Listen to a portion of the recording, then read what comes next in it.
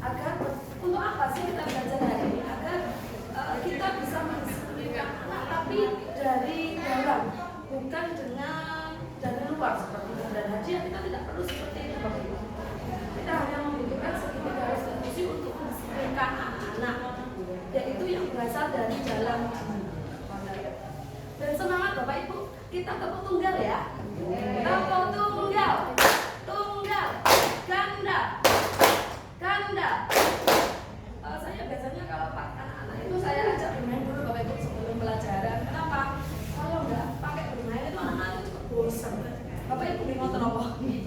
Bingung aku tadi ini saya bukan paling benar atau paling bisa Bapak Ibu, saya berusaha menyampaikan materi atau ilmu yang saya dapatkan dari guru penggerak, dan semoga teman-teman semuanya bisa masuk juga dalam guru penggerak sehingga bisa menggerakkan anak-anak didik kita menjadi lebih baik.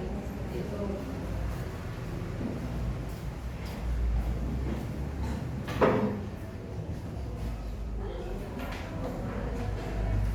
Dan akan saya jelaskan tentang budaya positif dengan materi yang ada di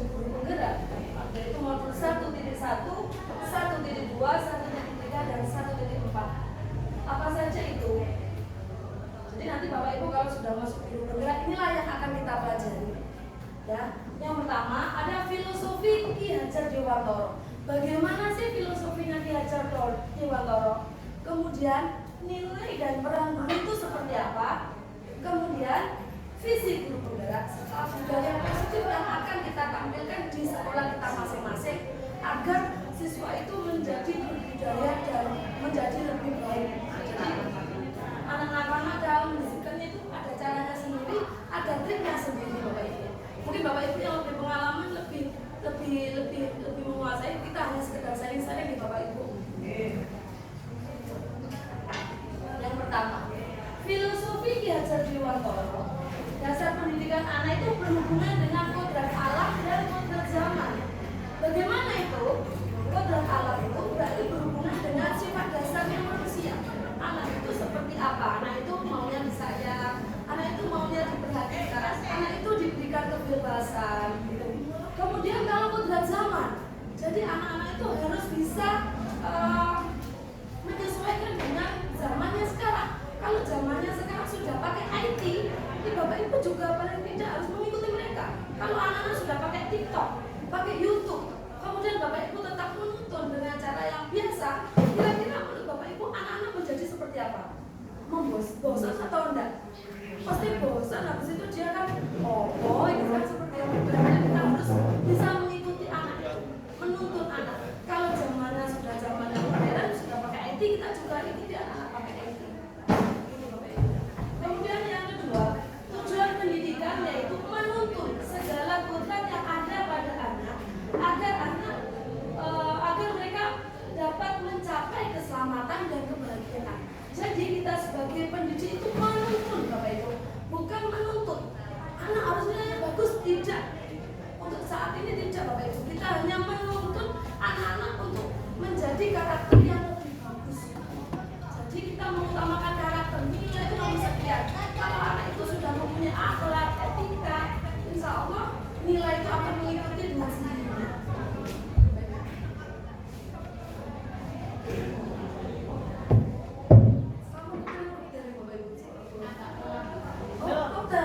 Dia maaf aku kan soalnya biar siapa lagi.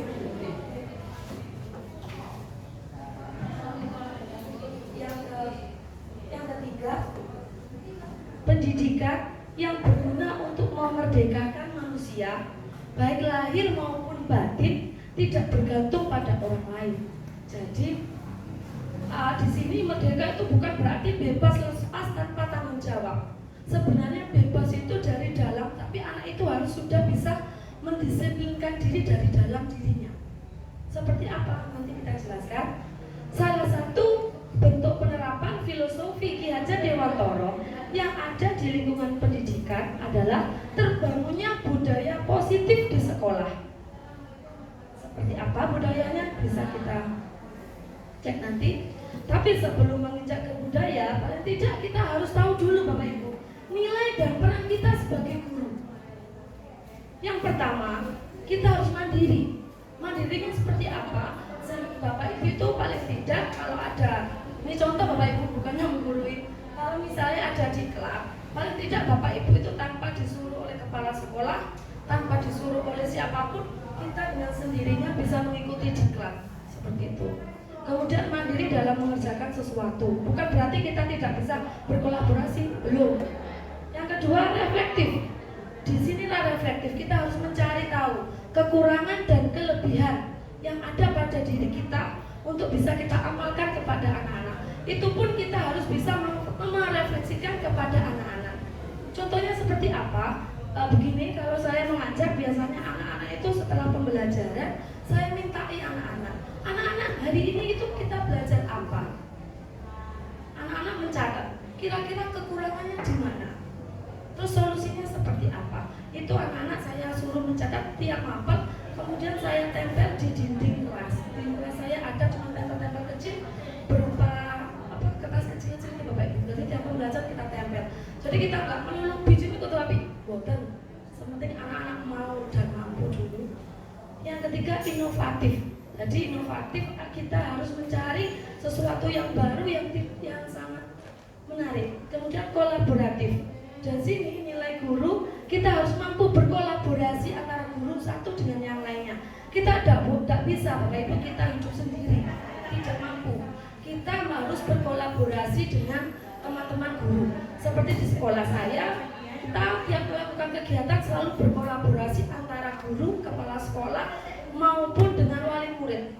Jadi tiap apapun kita selalu berkolaborasi tanpa diminta. Kalau di sini Bapak Ibu, wali murid itu selalu mendukung kita sebagai guru. Kemarin seperti kegiatan apa tuh yang di sini kegiatan 17 Agustus kita wali murid Bapak Ibu. Saya mau bawa bakso. Saya Bu yang ini. Jadi kita tanpa diminta, wali murid itu dengan sendirinya membantu kami.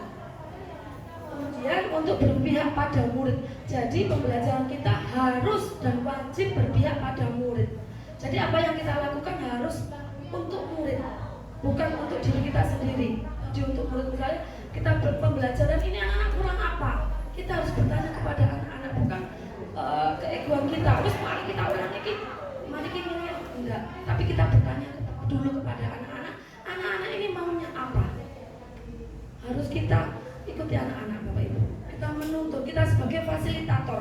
Karena kita sebagai fasilitator, kita bukan orang yang paling pintar. Kenapa? Karena sumber informasi bukan hanya dari guru sekarang. Karena informasi dari YouTube bisa, dari rumah belajar bisa, dari manapun. Tidak hanya dari guru. Jadi kita harus membatasi diri bahwa guru adalah sumber ilmu, bukan. Kita di sini sebagai fasilitator. Seperti itu Bapak. Kemudian peran guru, kita menjadi pemimpin pembelajaran di kelas Bapak Ibu. Bisa di kelas kalau kita berada di naungan kelas. Kemudian menjadi coach bagi guru lain jika kita saling sharing-sharing.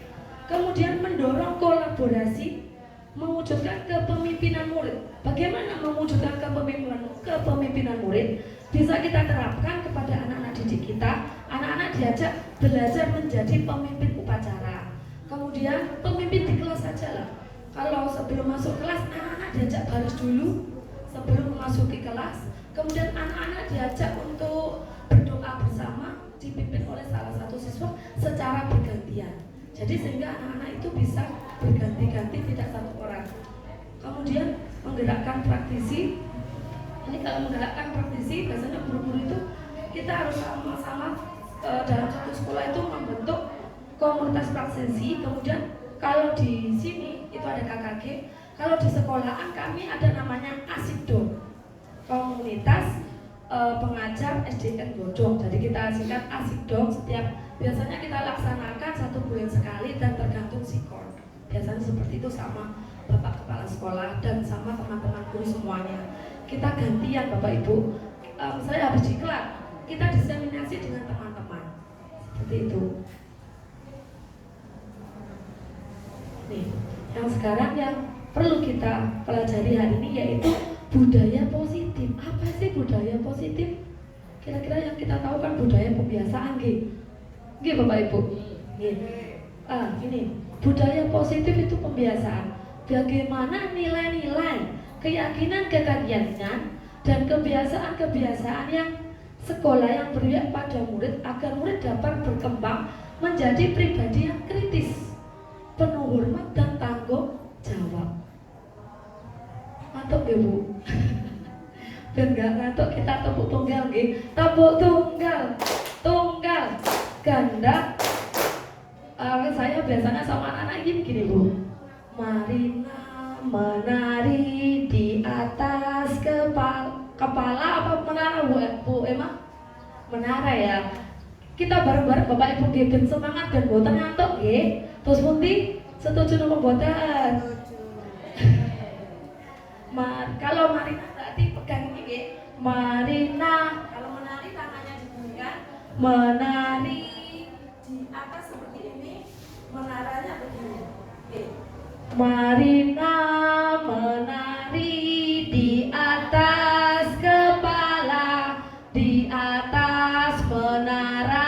Marina menari, menari, menari, Marina di atas menara, di atas menara, Marina menari. Perbuatan ngantuk Bapak Ibu. Ya, kemudian bagaimana menciptakan budaya sekolah? Kita harus paham dulu budaya sekolah merupakan nilai positif yang dianggap sebagai praktik yang baik. Menara di atas menara, Marina menari, menari, menari, Marina di atas kepala. Oh, menara Bapak Ibu.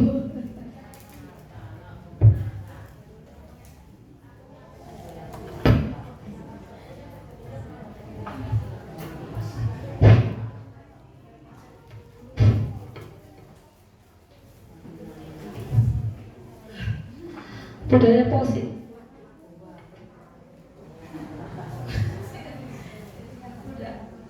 Budaya sekolah merupakan nilai positif yang dianggap sebagai praktik yang baik oleh semua warga sekolah dan memerlukan implementasi dan konsisten dan positif sesuai dengan profil pelajar Pancasila yang dimulai dari kesepakatan kelas bersama dengan murid. Tapi Bapak Ibu, kalau sekarang namanya keyakinan kelas. Nanti saya lanjutkan yang selanjutnya untuk menerapkan disiplin positif dan mewujudkan visi secara bersama-sama. Di dalam modul 1.4 tentang budaya sekolah ada 6 modul yang harus kita pelajari. Yang pertama tentang disiplin positif dan nilai-nilai kebajikan universal. Apa itu? Nah, nanti kita belajar. Yang kedua, teori motivasi, hukuman dan penghargaan serta restitusi. Apa itu? Apakah restitusi ini terdengar baru sama Bapak Ibu? Atau sudah pernah mendengar sebelumnya? Belum, ya? Nah, kita nanti belajar sama-sama Bapak Ibu. Yang ketiga tentang keyakinan kelas. Ada yang sudah pernah mendengar tentang keyakinan kelas? Belum juga, oke. Kemudian ini pasti Bapak Ibu sudah paham semua ini tentang kebutuhan dasar manusia dan dunia yang berkualitas. Seperti apa sih kebutuhan manusia yang harus kita penuhi? Yang kelima tentang restitusi dan 5 posisi kontrol kita sebagai guru yang harus kita terapkan. Kemudian yang keenam restitusi dengan menggunakan segitiga restitusi. Apa itu dan bagaimana? Ini Bapak Ibu semuanya sudah saya masukkan ke dalam YouTube pribadi saya untuk penerapannya, kemudian langkah-langkahnya sudah ada semua. Cuma di sini saya mau berbagi praktek baik pada Bapak Ibu semuanya. Nah, ini tentang disiplin positif, nilai dan nilai kebajikan universal. Seperti yang Bapak ketahui, apa sih menurut Bapak Ibu disiplin itu yang selama ini Bapak Ibu ketahui? Terus dibawa. Nah, sejelas mentaati peraturan. Apalagi Bapak Ibu? Selain mentaati peraturan dalam tepat waktu boleh Bapak Ibu. Tapi semua itu kurang tepat Bapak Ibu. Sebenarnya disiplin itu bukan dari luar. Disiplin itu merupakan motivasi internal. Jadi disiplin itu hanya sebagai motivasi internal, bukan kepatuhan ataupun hukuman ataupun harus tepat waktu, bukan. Itu bukan disiplin. Nah, karena disiplin itu harus dari dalam, bukan dapat pengaruh dari luar. Selama disiplin itu masih pengaruh dari luar, itu bukan, kita masih belum merdeka Bapak Ibu. Karena di sini sekarang kita akan belajar kurikulum merdeka, kita harus merdeka dari apapun, tapi kita harus tahu disiplin yang harus kita pahami. Disiplin itu berasal dari bahasa Latin discipline yang berarti belajar, dan kata disiplinnya yang berasal dari kata yang sama, disiplin, yang berarti murid atau pengikut. Untuk itu, sebagai murid atau seseorang harus betul paham alasannya mengapa mereka mengikuti suatu aliran atau ajaran tertentu, sehingga motivasi yang terbangun adalah motivasi yang dari dalam, bukan dari luar. Nah, inilah tugas kita di modul ini. Kita akan belajar bagaimana cara mendisiplinkan siswa, tapi yang termotivasi motivasi dari dalam, bukan dari luar. Apa sih motivasi yang dari luar? Seperti pemberian hadiah Bapak Ibu, itu tidak boleh. Penghargaan, kita diberi penghargaan juga tidak boleh. Kenapa tidak boleh? Ini akan saya lanjutkan.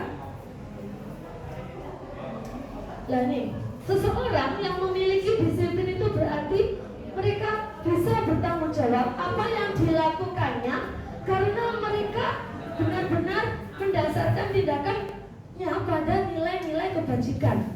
Loh, terus kemudian nilai-nilai kebajikannya seperti apa? Nilai-nilai kebajikan kita itu terbagi menjadi beberapa macam. Di antaranya yang sekarang yang ingin diwujudkan oleh kementerian kita, bahwa kita diharapkan mewujudkan profil pelajar Pancasila. Siapa? Profil pelajar Pancasila. Itulah tujuan akhir dari pendidikan kita saat ini. Bagaimana cara kita mewujudkan profil pelajar Pancasila?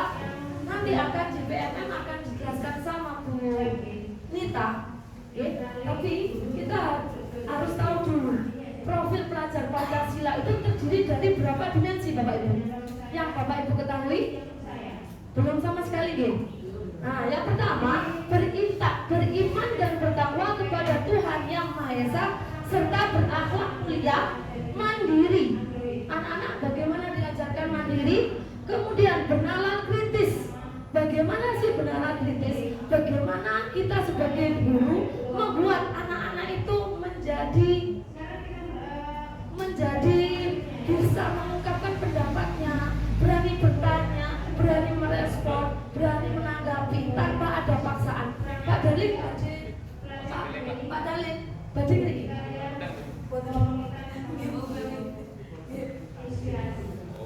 Kemudian berkebinekaan global. Berkebinekaan global berarti kita itu tidak boleh membuli, tidak boleh membeda-bedakan. Oh, hari ini belum, itu tidak boleh. Misalnya anak ini kok wireng tuntang, orang iso nulis, itu kalau bisa dihindari dan tidak boleh, karena akan menjatuhkan mental. Dan itu bertentangan dengan kebinekaan global kita yang dicanangkan oleh dari profil pelajar Pancasila. Kemudian bergotong royong. Jadi di sini paling tidak anak-anak itu mampu bekerja sama dan kreatif. Kreatif itu berarti siswa itu mampu menciptakan suatu karya. Bagaimana siswa itu bisa berkarya? Kita hanya memfasilitasi. Nah, ini. Kemudian selanjutnya tentang hukuman, penghargaan serta restitusi. Jadi yang saya katakan tadi, bahwa kita sebagai guru tidak boleh memberikan hukuman Bapak Ibu kepada anak-anak maupun memberikan penghargaan. Kalau bisa untuk saat ini dihindari. Apakah Bapak Ibu ada yang sudah pernah memberikan hadiah? Belum pernah memberikan hadiah kepada muridnya? Atau pernahkah Bapak Ibu mendapatkan hadiah?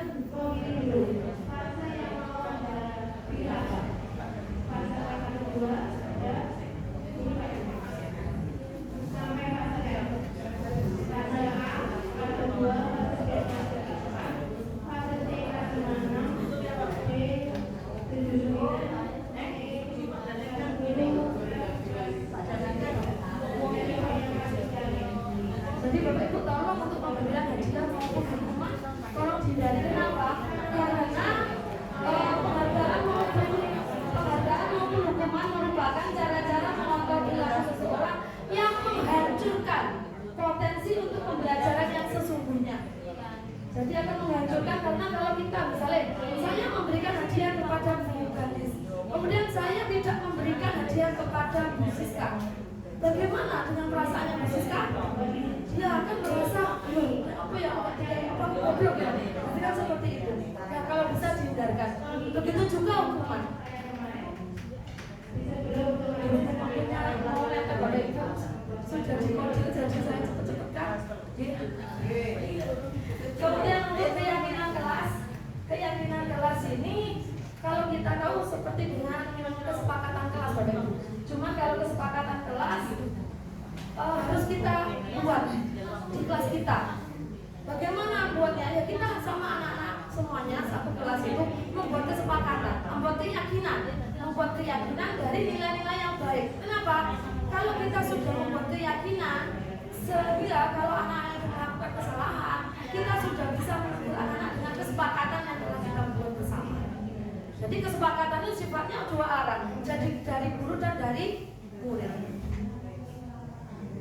Nanti kalau sudah keyakinan bisa ditempelkan di dinding Bapak Ibu, seperti saya di kelas saya boleh dilihat, saya keluar mentempel kelasnya koyok ini. Kok banyak tempel-tempelannya? Ini pembentukannya. Saya agak percepat kalau menunjukkan Bapak Ibu ini. Kemudian untuk kebutuhan dasar manusia dan dunia berkualitas. Nah ini yang harus kita pahami, kita tidak boleh mengejudge murid itu gak iso iki, gak iso, tidak boleh. Kenapa? Anak-anak melakukan kesalahan pasti dan jelas bahwa dia itu pasti kebutuhan dasarnya tidak terpenuhi. Kebutuhan dasarnya apa saja? Satu, kebutuhan bertahan hidup, makan, yang bersifat makan, rumah itu kebutuhannya fisiologis. Kemudian ada kasih sayang dan ingin diterima. Kebutuhan untuk diterima, kebutuhan untuk sayangi dan diterima akan hubungannya dengan relasi sosial ingin selalu diperhatikan. Kalau anak itu ingin diperhatikan pasti kurang kasih sayang. Kemudian kalau pemasangan berarti dia itu ingin merasa hebat, ingin tampil di depan. Itu adalah kebutuhan yang penguasaannya yang masih kurang. Kemudian yang kebebasan serta yang kesenangan. Kalau kesenangan biasanya anak itu kalau di kelas itu cuma gurau, bercanda. Itu karena kenapa dia melakukan seperti itu? Karena kebutuhannya tidak terpenuhi. Makanya dia melakukan sesuatu gurauan, lucu-lucuan. Pengen senang, berarti pembelajaran kita harus dirubah agar anak itu menjadi senang. Yang kelima ya ini yang paling penting, hanya 2 modul itu. Ini yang tidak saya percepat. Untuk restitusi, kita sebagai guru mempunyai 5 kontrol. Yang pertama ada namanya penghukum. Tolong Bapak Ibu minta tolong saya, Bapak Ibu menggerayai atau lihat di dirinya masing-masing. Kira-kira posisi kontrol mana yang sudah saya terapkan dan yang saya sudah lakukan kepada anak-anak saya. Yang pertama ada posisi penghukum. Bagaimana posisi penghukum? Yaitu menggunakan kata-kata verbal. Kamu ini salah, kamu ini benar-benar dewe, kamu ini. Nah itu adalah kalau guru sebagai penghukum. Yang kedua yaitu pembuat kesalahan. Biasanya teman lembut mulai gitu. Ya dulu ibu sangat kecewa sama kamu. Kamu ini melakukan kesalahan. Kamu gak kasihan gak sama guru. Nah itu namanya sebagai pembuat merasa bersalah. Kemudian sebagai teman kita kalau sebagai teman kita hanya mengontrol secara persuasif dengan humor.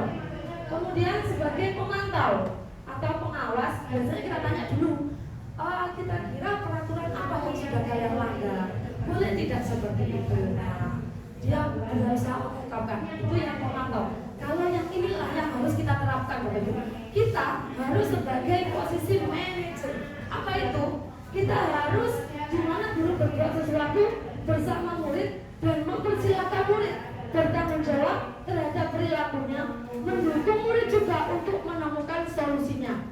Nanti bisa dilihat di YouTube saya bagaimana prosesnya saya membuat sebuah drama, Bapak Ibu. Drama untuk segitiga restitusinya.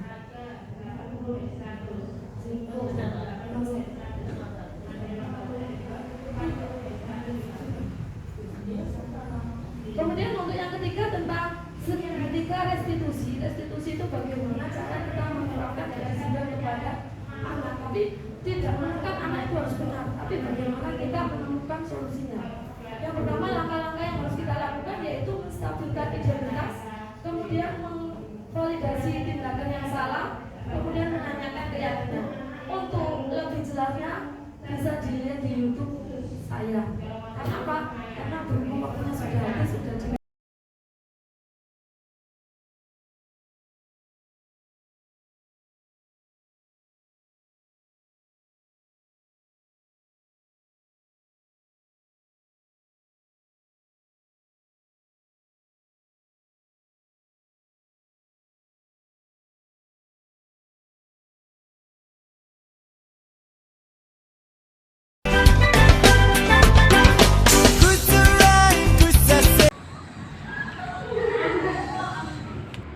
kita lihat dulu nah.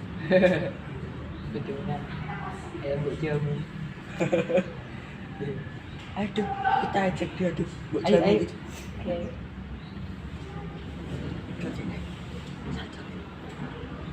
Mau jamu, mau jamu, mau jamu, mau jamu. Apa gak terima dah?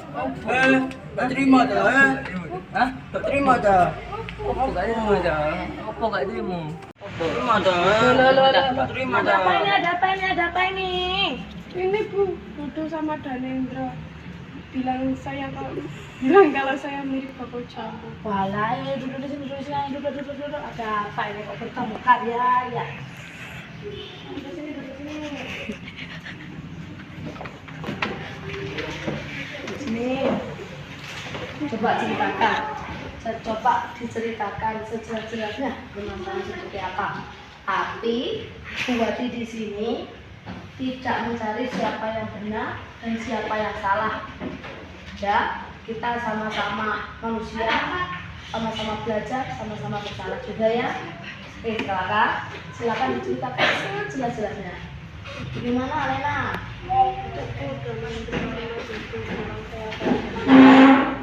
Mau mengatakan sama koyok aku jamu, iya dah. Ya mengapa kamu mengatakan itu?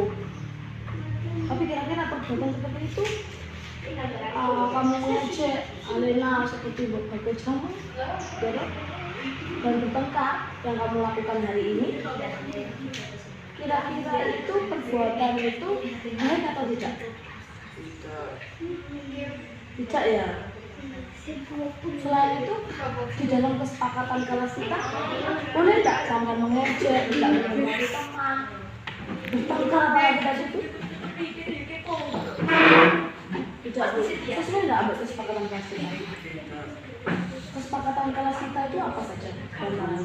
Tidak boleh. Gak boleh bertengkar sama teman. Tidak boleh bertengkar sama teman. Dan kita harus hidup berdampingan dan hidup rukun bersama teman. Tapi berarti juga tidak menyalahkan kalian. Kalian melakukannya pasti punya alasan, ya toh? Kalian mengejek pasti punya alasan. Kalian bertekad pasti punya alasan. Coba sekarang sampai ceritakan alasannya dari jodoh atau jodoh dulu. Kenapa kok bertengkar tadi? Alasannya apa? Atau dalilnya juga boleh. Wajahnya lucu. Oh, wajahnya lucu. Kalau pakai kerudung ini lucu kayak bobok gitu kan? Oh, alah, gitu terus. Dan ini juga sama. Lucu juga. Kalau Alena, iya. Kamu di aja seperti itu? Ya, tersinggung Bu, tapi kan saya nyaman pakai kerudung. Oh, gitu ya. Buati tahu bagaimana perasaan Alena kalau diejek, gitu. Dan mengapa Buati juga paham mengapa Jojo dan Danendra itu mengejek si Alena karena kamu senang. Tapi sampai senang mengejek, tapi belum tentu Alena diejek itu menerima, ya kan? Alena menjadi tersinggung, iya loh. Tersinggung, sakit hati, ya kan? Kira-kira kalau dipanggil tukang jamu kan juga tidak menyamakan. Kita ganti posisi, kalau seandainya sampai begitu kan mau tidak? Nah, tidak ya. Oke.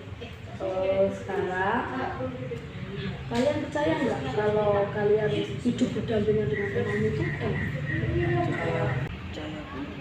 Ya percaya.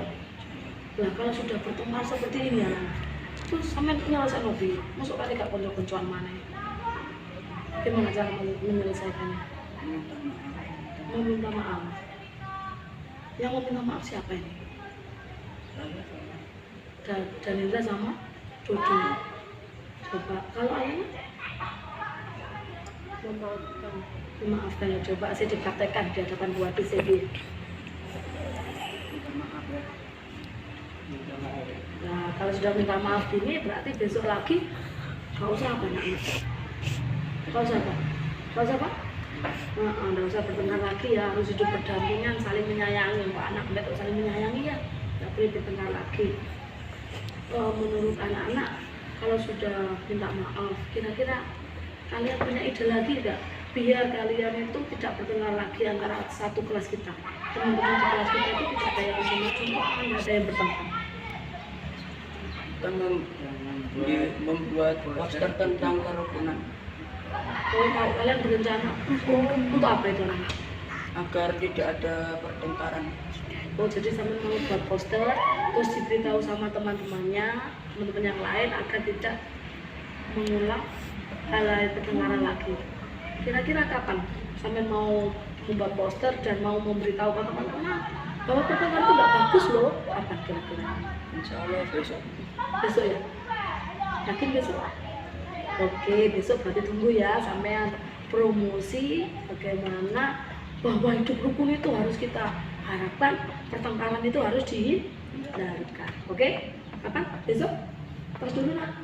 Ayo semuanya, bareng-bareng kita. Besok ya. Oke. Nama saya Danendra. Setelah melakukan praktek 3 restitusi oleh Bu Wati, saya tidak takut lagi untuk mengakui kesalahan di depan guru. Saya termotivasi untuk menjadi anak yang lebih baik lagi. Nama saya Alena. Setelah melakukan praktek segitiga restitusi oleh Bu Wati, saya tidak takut lagi untuk mengakui kesalahan di depan guru.